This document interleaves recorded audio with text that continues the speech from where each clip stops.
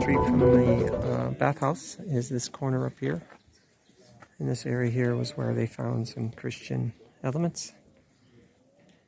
And we're looking for them and see if we can discover and see some crosses in this area. But we'll see what we can find. I suspect this is the bakery area.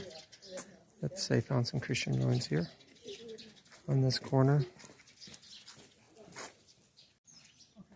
From this fountain here, we walk up here on the right side. There is a bakery. I'm going to get you a picture from the outside. Walk up the street here. See if we can see from this side.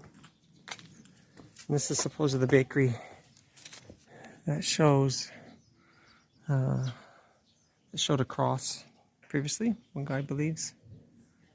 And so you see these items here look like they're like big pestle type things that would grind seeds for oil coming out, it looks like.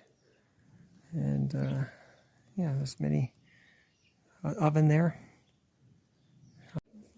Just up the street from here, you see a very similar construction of these places of oil and then an oven space.